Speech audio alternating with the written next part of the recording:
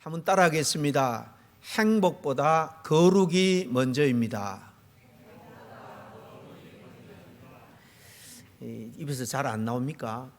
거룩보다 행복이 먼저입니다. 그러면은 지체지 않고 나올 텐데, 행복보다 사실 거룩이 먼저예요. 오늘 우리 찬양도 가정의 달에 맞춰서 서로 축복하는 찬양을 함께 은혜 가운데 불렀습니다마는, 우리 가정을 하나님이 정말로 기뻐하는 그런 가정으로 바로 세우는 것이 과연 뭘까 함께 나누기를 원합니다.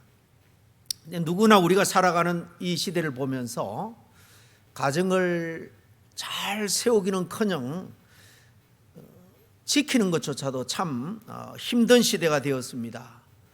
그런 위기감을 느끼는 분들도 참 사실 우리 주변에 많이 있습니다. 살림살이는 커졌습니다. 집도 넓어졌어요. 그런데 그 안에 식구들의 대화는 점점 줄어들고 있다는 것입니다.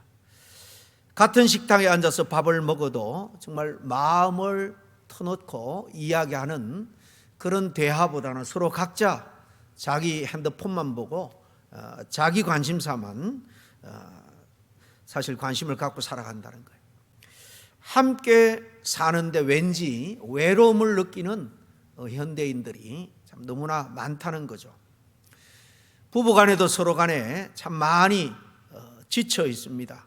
부모와 자식 간에도 거리가 너무 멀게 느껴진다 하소연하는 부모님들의 말을 많이 듣게 됩니다.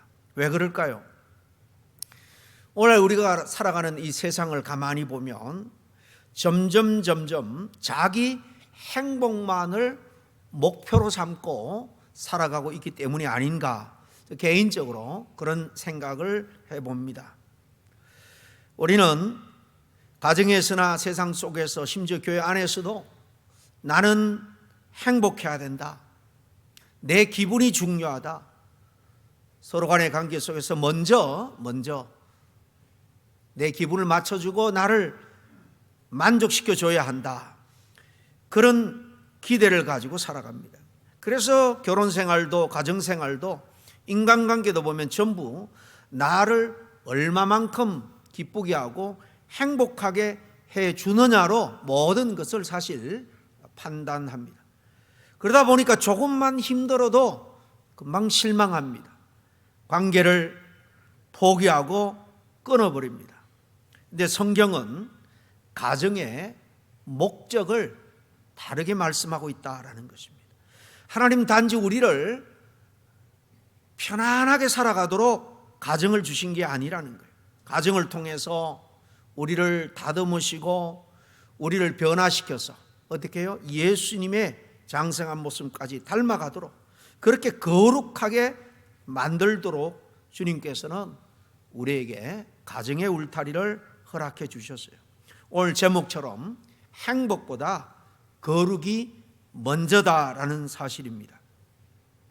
여러분, 행복 오늘날 얼마나 모든 사람에게 가장 어찌 보면 높은 가치에 있는 그런 화두가 아닐 수가 없습니다. 그만큼 당연히 오늘 우리의 삶에 있어서 행복이라는 것은 너무나도 중요합니다. 그렇지만 행복이 우리 삶의 목적이 아니라 결과라는 사실이에요. 행복을 목적으로 하면, 행복만 쫓다 살면 정말 행복이 우리에게 찾아오는 것이 아니라 오히려 불행을 겪게 되는 경우가 많다는 겁니다. 우리가 오히려 하나님 앞에 거룩하게 살아갈 때 하나님이 주시는 진짜 기쁨과 평안함, 여기에 진정한 행복을 우리가 누리며 살아갈 수 있다라는 것입니다. 오늘 말씀을 통해서 하나님이 우리에게 가정을 왜 만들어 주셨는지, 진짜 또 행복은 어디에서 오는지 함께 나누기를 원합니다. 첫째로 우리가 가정에 대해서 먼저 생각할 것은요, 하나님은 우리를 거룩한 사람으로 부르셨다라는 거예요. 우리를 행복한 사람으로 부른 게 아니라 먼저 거룩한 사람으로 불렀다. 따라서 하나님은 가정을 행복 이전에 거룩의 자리로 만드셨다라는 사실을 먼저 우리는 기억해야 됩니다. 바울은 오늘 본문 말씀에서 이렇게 말하죠. 12절 상반절입니다. 너희는 하나님이 택하사 거룩하고 사랑받는 자처럼, 그렇게 시작을 합니다. 이 말씀은 하나님이 택했으니까 너희들은 무조건 거룩해야 사랑받는다, 그런 뜻이 아니에요.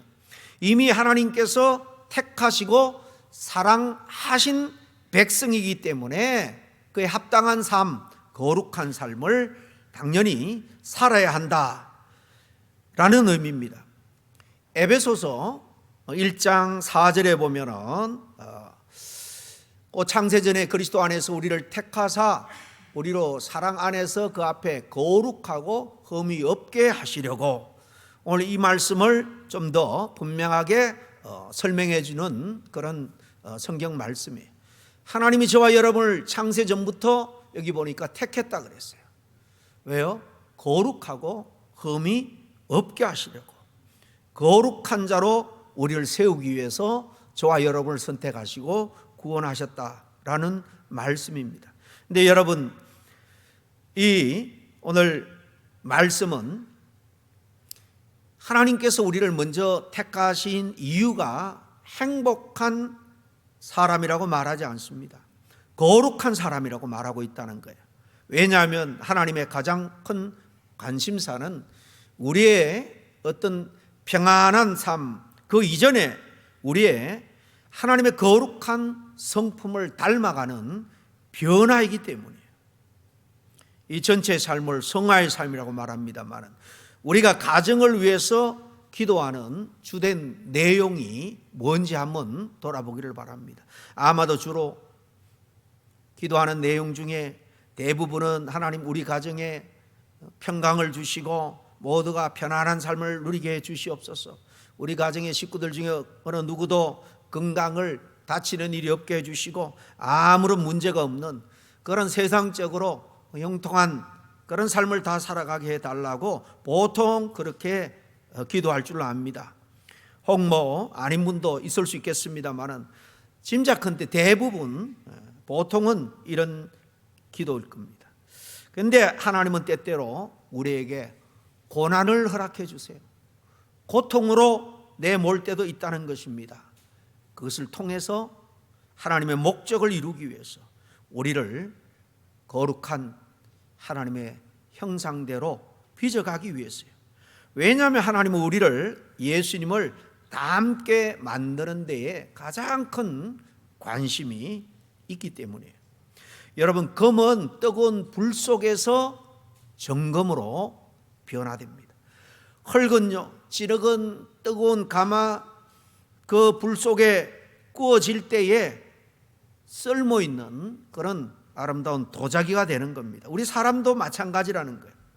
서로 성품도 다르고 서로 살아온 배경도 다른 그런 사람들이 인간관계를 하면서 서로 부딪히며 때로 싸우기도 하면서 사실 우리의 성품, 우리의 인격이 다듬어져 가는 것입니다. 특별히 가정은요, 하나님이 우리를 가장 깊이 훈련시키는 그런 학교다라고 말할 수 있습니다. 교회에서는 천사 같은 분이 가끔 집에만 가면 화를 별것도 아닌데 너무 쉽게 내는 그런 분들이 많이 있습니다. 특별히 뭐 저를 비롯해서 우리 가장들이 아마 더 많이 그러지 않을까 생각합니다만은, 밖에서는 굉장히 나이스하고 친절합니다. 그런데 가정에만 들어가면 식구들에게는 굉장히 차갑다는 거예요. 왜 그러냐? 밖에서는 남의 눈 때문에 굉장히 언행도 주의하지만은 집 안에 들어가면 모두가 편안하니까 그냥 우리의 진짜 모습을 그대로 다 드러내기 때문이 아닌가 생각합니다.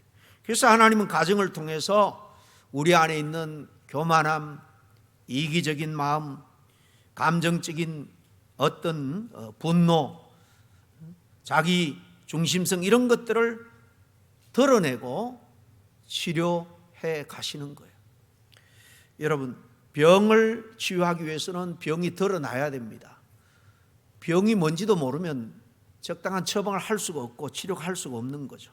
가정에서는 우리 내면에 부족한 부분들이 사실 드러나게 되어 있고, 드러나야 치료가 되기 때문에 가정은 바로 우리 자신을 훈련시키고 다듬어가는 가장 중요한 학교라는 겁니다. 어떤 사람은 결혼만 하면 행복한 줄 알았습니다. 그러나 결혼해보면 다 알죠.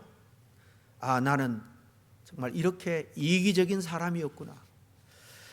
아이를 키워보면 압니다. 야, 내가 이렇게 인내심이 부족한 사람이었구나. 연로하시고 병약한 부모를 돌보게 되면 그때 압니다. 내 안에 정말 넉넉함보다 사랑보다 짜증이 더 많았구나 하는 것을 알게 되죠. 근데 그 과정 자체가 하나님이 우리를 거룩하게 만들어가는 그런 과정이다라는 사실을 우리는 알아야 합니다.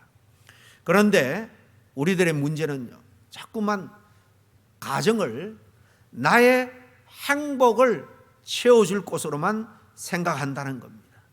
그래서 배우자가 내 마음을 알아주지 못하면 실망합니다. 자녀가 내 기대대로 자라주지 않으면 낙심하게, 부모를 섬기는 일이 힘들어지면 마음에 짜증이 쌓이고 불평이 많아집니다. 처럼 하나님은 가정을 통해서 우리 내면에, 우리 안에 숨어있는 모습을 그대로 드러내세요. 평소에는 내가 꽤 괜찮은 사람인 줄로만 알았지만 가장 가까운 가족과 그렇게 살아보면 하나님이 내 진짜 모습이 어떤지를 드러내시고 그리고 다듬어 가실 수 있는 겁니다. 여러분, 가정은 우리의 성품을 시험하는 장소고 동시에 우리를 다듬어가는 하나님의 훈련장이다라는 사실을 여러분 꼭 기억할 수 있기를 바랍니다. 하나님은요, 때로는 배우자를 통해서 오래 인내하는 법을 배우게 하십니다. 자녀를 통해서 희생하는 법을 배우게 하시고, 연로한 부모를 섬기면서 긍휼과 또 인내를 배우게 합니다. 우리는 왜 이렇게 힘든 일이 계속 내게 다가오는가 불평할 때가 많이 있습니다만은, 하나님은 사실 그 가정 속에서 너를 예수 그리스도의 장성한 분량, 거룩한 그 성품, 인격으로 만들어가고 있다라고 주님은 말씀하고 있는 거예요. 그래서 가정은 단순히 편안한 쉼터만이 아니라 서로를 통해서 거룩을 배워가는 하나님의 학교인 겁니다. 어떤 사람이 유명한 조각가의 작품을 보면서 감탄해합니다. 그러면서 묻습니다. 어떻게 이렇게 정말 아름답고 멋진 이런 작품을 조각할 수 있습니까? 감탄스키 너저로 물으니까 조각가가 말하기를, 나는 아름다운 형상을 만드는 것이 아닙니다. 사실 땀을 뻘뻘 흘리면서 내가 하는 이런 돌 속에 있는 불필요한 부분들을 깎아낼 뿐입니다. 여러분, 돌 조각가는요, 원하는 형상은 물론 머릿속에 있지만 그가 그 단단한 돌로 멋진 작품을 만들기 위해서 계속하는 작업은 불필요한 부분을 계속해서 쪼아내는 일이에요. 깎아내는 일입니다. 여러분, 하나님도 우리를 그렇게 다룬다라는 사실입니다. 가정이라는 이 도구를 통해서 우리 안에 교만, 혈기, 자기중심적인 그런 이기심, 고집, 이런 걸 깎아내요. 남편 때문에 깎이고, 아내 때문에 깎이고, 자녀 때문에 깎이는 거예요. 이렇게 깎여져야 우리가 훌륭한, 하나님이 기대하는 온전하고도 거룩한 모습으로 계속 변화될 수 있는 거예요. 우리는 그런 일을 당할 때마다 힘들다고 아우성합니다. 사실 하나님은 우리를 깊은 계획 속에서 그렇게 세밀하게 빚어가고 있는 거예요. 이 사실을 우리는 알아야 됩니다. 그래서 가정은 편안함만을 주는 것이 아니라 우리를 참 그리스도인으로, 참 하나님의 사람으로 성숙하게 만들어가는 것이다 라는 겁니다. 그런데 둘째로 이 거룩은요, 사랑의 성품으로 나타난다라는 것입니다. 오늘 12절, 13절, 14절 석절 말씀밖에 안 되는데요. 이 전체를 보면 바울은 거룩한 성도의 모습을 아주 짧지만은 구체적으로 설명합니다. 그러므로 너희는 하나님이 택하사 거룩하고 사랑받는 자처럼 긍휼과 자비와 겸손과 온유와 오래 참음을 옷 입고 그리고 서로 용납하여 피차 용서하되 이 모든 것 위에 사랑을 더하라, 그렇게 말합니다. 거룩한 성도의 모습은 이렇게 드러나게 돼 있다라는 것입니다.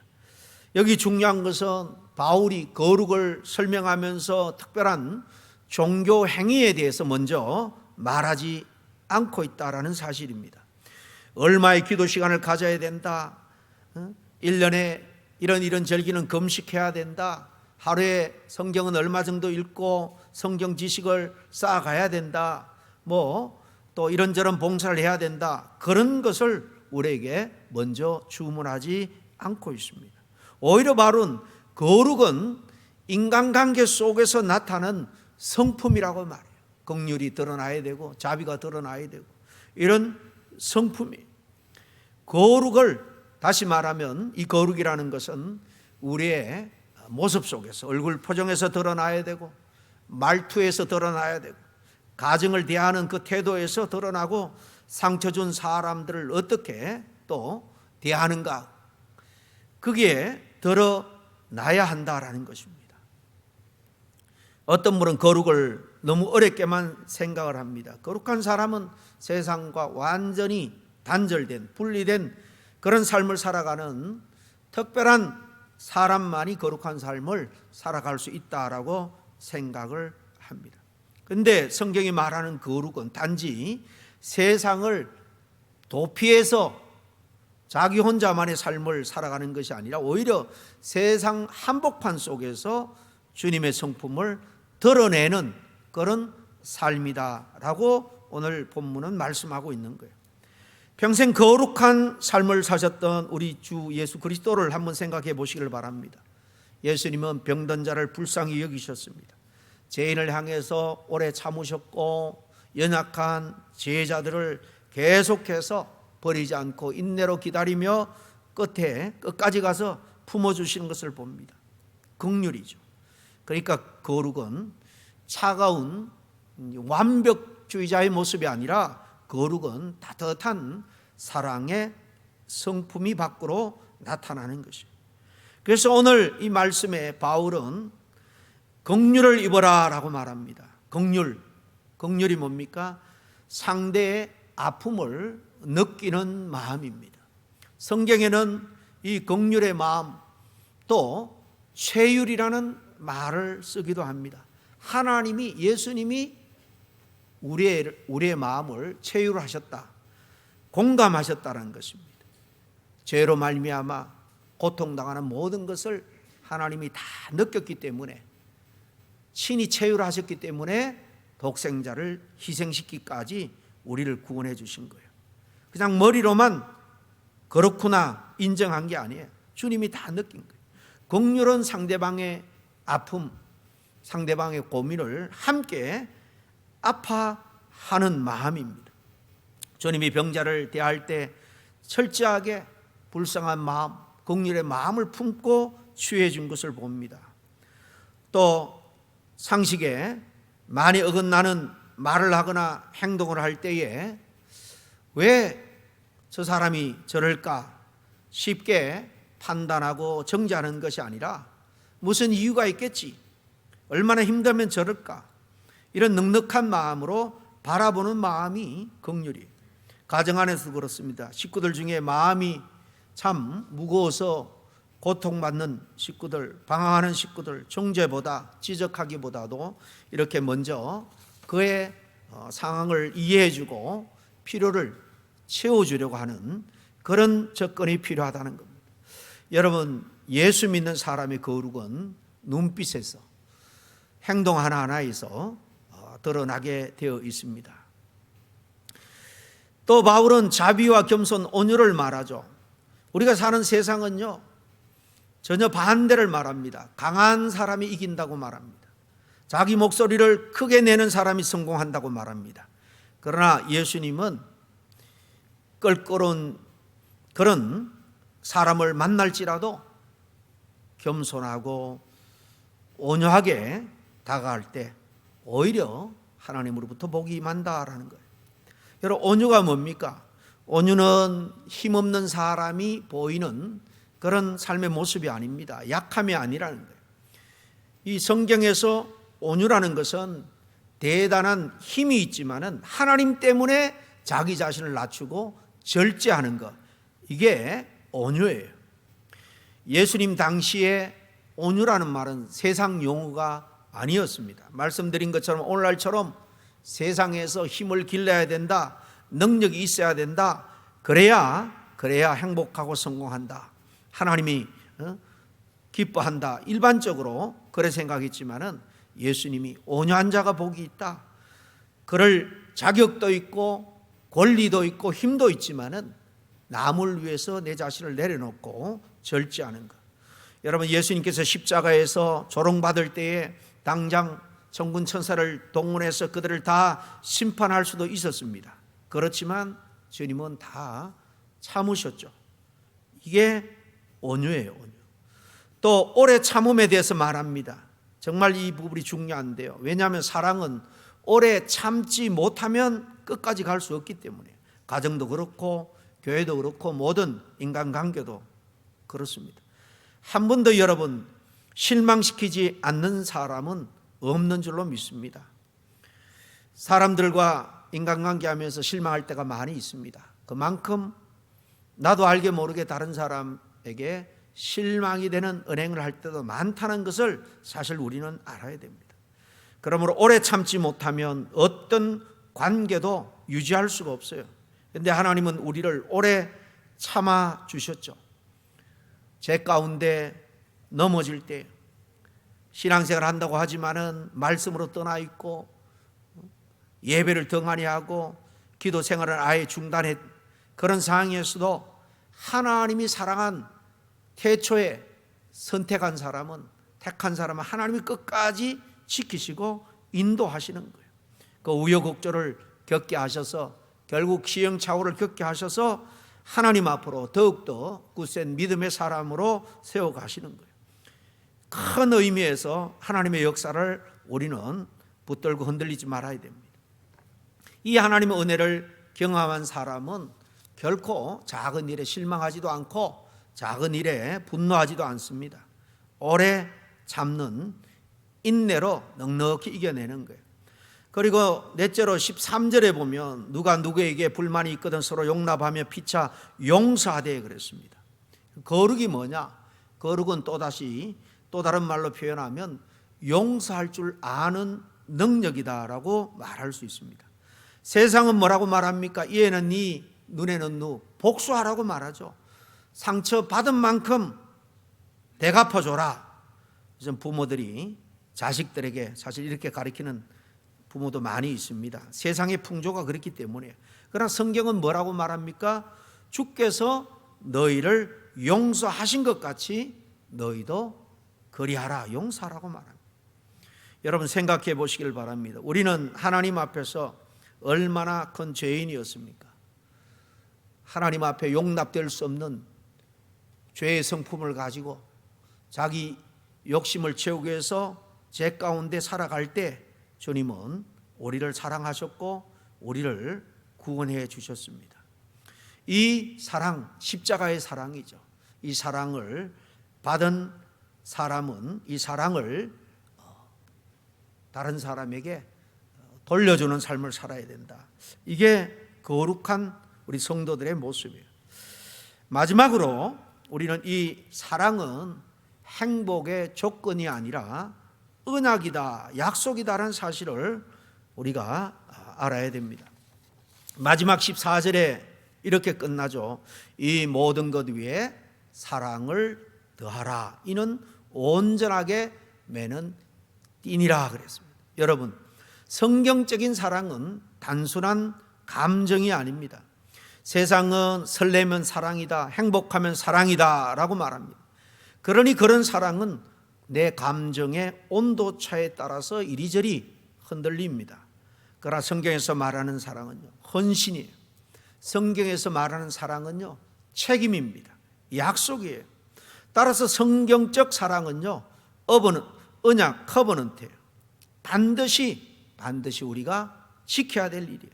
감정은 변합니다. 기분도 이리저리 흔들립니다. 그런데 언약은 뭐예요? 우리가 지켜도 되고 안 지켜도 되는 거 아니에요. 이 사랑이 언약이라는 사실을 알면 이 언약은 우리를 붙들어주는 힘이 되는 겁니다. 내 감정 따라 흔들리는 것이 아니에요. 오늘날 사람들은 사랑을 마치 소비처럼, 무언가를 소비하는 것처럼 생각하는 분이 많이 있습니다. 무슨 말인가 하면 좋으면은 함께하고 싫으면 떠나면 그만이라 가볍게 생각하고 서로 대합니다. 그러나 하나님은 사랑은 약속이다, 책임지는 거고, 그래서 커버넌트, 언약으로 우리에게 주셨다는 사실입니다. 그래서 가정은요, 참는 곳이 되어야 되고 기다려주는 곳이 되어야 되고 끝까지 서로 품어주는 곳이 되어야 될 줄로 믿습니다. 예수님이 우리를 사랑하신 사랑을 여러분 보세요. 우리 완벽해서 주님이 우리를 사랑하신 게 결코 아닙니다. 부족할 때, 때로 하나님의 뜻을 어기고 세상을 향해 갈 때도 우리를 향한 주님의 사랑은 변함이 없다라고 성경은 말합니다. 바로 그런 사랑이 우리 가정 안에서 흘러 넘쳐야 될 줄로 믿습니다. 그러나 가정이 다 이기적으로 자기 행복만 추구하면요, 작은 문제에도 가정은 아파할 수밖에 없고 흔들릴 수밖에 없어요. 그러나 거룩을 추구하면요, 고난에도 무언가를 배우게 됩니다. 갈등 속에서도 우리의 내면이 연단되고 성장하게 돼요. 껄끄러운 관계 속에서도 주님을 닮아가게 됩니다. 그리고 놀랍게도 그때에 진정한 행복이, 세상이 얻을 수 없는 행복이 우리에게 찾아오는 거예요. 24절 마지막 이 모든 것 위에 사랑을 더하라라는 말씀은요, 거룩한 삶의 결론이다라고 말할 수 있습니다. 아무리 부유한 가정일지라도 사랑이 없으면 싸늘한 감옥이 되고 맙니다. 아무리 신앙생활을 오래 해도 사랑이 없으면 주변에 그리스도의 향기를 조금이라도 풍길 수가 없어요. 성경 지식이 아무리 많아도 사랑이 없으면 거룩한 모습을 느낄 수가 없습니다. 봉사를 아무리 많이 해도 사랑이 없으면 나중에는 껍데기밖에 남는 게 없어요. 왜냐하면 사랑은 모든 성품을 하나로 묶는 띠이기 때문입니다. 여러분, 앞에서 거룩의 모습으로 말씀드린 긍휼, 사랑, 긍휼, 오래 참음, 용서, 가만히 생각해 보면 이 모든 거 다 사랑 때문에 가능한 것입니다. 또 사랑으로 해야지 그것이 정말 우리 안에서 밖으로 향기로 드러나게 되어 있는 거예요. 결국 거룩의 완성은 사랑이다라는 말씀입니다. 그래서 여러분, 진짜 거룩한 사람은요, 가까이 하면은 차가움보다는 따뜻함을 느끼게 되고 온화함, 사랑을 느끼게 됩니다. 하나님은 오늘도 우리 가정과 교회 그리고 우리의 모든 인간관계 속에서 우리 안에 예수님의 이 사랑의 성품을 빚어가고 계세요. 그러므로 우리는 더욱더 예수님의 그 사랑의 성품을 가진 거룩한 사람이 될 수 있도록 힘쓸 뿐만 아니라 늘 우선해서 기도해야 될 제목인 줄로 믿습니다. 여러분, 가정은요, 단순히 밥 먹는 거, 쉬는 거, 우리 자녀들을 키우는 것만이 아닙니다. 가정은 하나님이 우리를 거룩하게 빚어가시는 자리예요. 배우자를 통해서, 우리 자녀를 통해서, 또 부모를 통해서 하나님은 우리를 하나님의 자녀로 거룩한 모습으로 빚어갑니다. 그런데 이기적인 이 시대는요, 모두가 다 자기의 행복만을 찾습니다. 그러나 하나님은 행복보다 거룩이 먼저다라고 말합니다. 그렇습니다. 거룩이 회복될 때 우리 가정도 회복이 되고요, 개개인의 행복도 회복이 되는 거예요. 그러므로 우리 가정 모두 행복만 쫓는 가정이 아니라 먼저 모두가 거룩을 사모하는 그런 가정이 될 수 있기를 주의 이름으로 간절히 축원합니다. 거룩한 가정은 결코 깨질 수도 없고 결코 서로 상처만 주는 그런 가정일 수가 없어요. 결국 그 자리에 행복이 열매로 임할 수밖에 없습니다. 하나님이 원하시는 가정, 행복만 쫓는 가정도 아니고요. 물론 그렇다고 고통 자체를 거룩이라고 미워하는 그런 가정도 아니에요. 하나님 안에서 서로 사랑하고 용서하고 서로 또 주님 앞에서 성숙해 가면서 주님을 닮아가는 그러면서 그 안에 참된 기쁨과 참된 행복을 누리는 그런 가정, 바로 우리 교회 모든 성도님들의 그런 가정이 될 수 있기를 간절히 바랍니다. 그래서 마지막으로 결론적으로 오늘 드리는 말씀을 균형 있게 표현하면 이렇게 정의할 수 있을 것 같아요. 하나님은 가정을 통해서 우리를 거룩하게 하시고 그 거룩 안에서 참된 행복을 누리게 하신다. 아멘. 기도하겠습니다. 이 시간 한번 서로 결단하는 마음으로 말씀을 붙들고 기도했으면 좋겠습니다. 소리내서 우리 가정의 식구들 속에서 상처와 또 서운함으로 굳어진 마음을 녹여달라고, 주님께 용서받은 자답게 우리 가정 식구들, 배우자, 자녀, 부모를 품고 더욱더 따뜻한 사랑으로 가정을 세워나가게 해달라고, 또 대화가 끊어진 가정이 있다면 대화를 회복시켜 주시고 우리 모든 가정이 세상 속에서 거룩의 향기를 드러내므로 정말 주님의 사랑이, 주님의 은혜가 머무는 그런 가정이 되게 해달라고 한번 통성으로 기도합니다. 기도하겠습니다. 존귀하시고 거룩하신 하나님 아버지, 우리에게 크든 작든 가정을 허락해 주심을 감사합니다. 그러나 우리는 너무나도 하나님의 뜻대로 사랑하며 살기보다는 그저 이기적인 욕심을 따라서 서로 상처 주고 서로 아프게 했던 일이 많았음을 고백합니다. 하나님의 백성으로서 먼저 가정에서도 정말 그리스도를 닮아가는 참된 거룩의 모습보다는 이기적인 그런 생각으로 가족들을 아프게 했던 일이 있다면 하나님 회개합니다. 주님의 성품으로 좀 더 닮아갈 수 있도록 우리 안에 거룩과 자비와 겸손과 온유와 오래 참음으로 더딥혀 주시옵소서. 모든 가족들이 서로가 서로를 용납하고 사랑함으로 더욱더 복되고 행복한 가정이 될 수 있도록 축복하여 주셨기를 간절히 바라고 원하며 예수님 이름으로 기도하옵나이다. 아멘.